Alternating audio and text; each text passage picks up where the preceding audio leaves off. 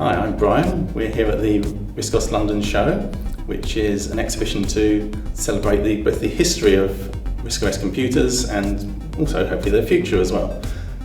At the heart of RISC OS is BBC Basic, which is a programming language that's been around for 40 years now, but it's still being developed in the latest version of RISC OS to add new features and to make it more accessible to a new audience.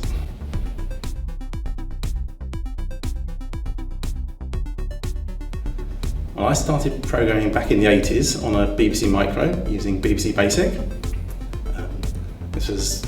I started off typing in listings from magazines and then obviously making mistakes and having to fix them and maybe try and improve them.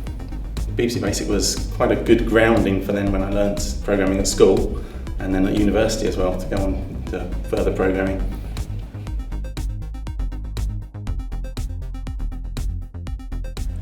Although BBC Basic is now 40 years old, it still has a relevance today in helping children to learn programming. Because I've done a lot of volunteering work at coder dojos and Raspberry Jams, where teach children with Scratch and Python, and find the jump between Scratch, which is really simple drag and drop blocks together, and Python, where one space in the wrong place can break your program, is a very large jump. So BBC Basic makes quite a nice gap in between that to get children used to languages where they have to type the code, but with it being a bit easier, a bit more forgiving in what you can do, and you need less of a initial jump to get it going, because the graphics commands are already built in, the sound commands are already built in. You don't need to start worrying about what libraries you've got and things like that. It just goes straight away and can respond to your commands immediately.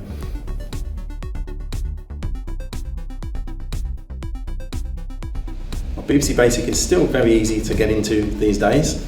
You can download a RISC OS image that comes with BBC Basic for your Raspberry Pi, so just a little SD card. It would even work fine on a Raspberry Pi Zero, which is a £4 computer, so that's easy to get into. The version of BBC Basic that comes with RISC OS is obviously got more advanced features than the original BBC Micro version. Both versions were developed by Sophie Wilson, who was also the co-designer of the BBC Micro and of the ARM chip that now runs the Raspberry Pi, so there's a wonderful link to the history of computing there as well.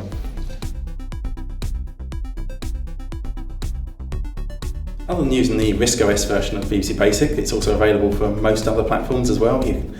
There's BBC Basic SDL, which is available for Windows, Mac, Linux, and runs on tablets as well, on phones, so you can try it on almost anything.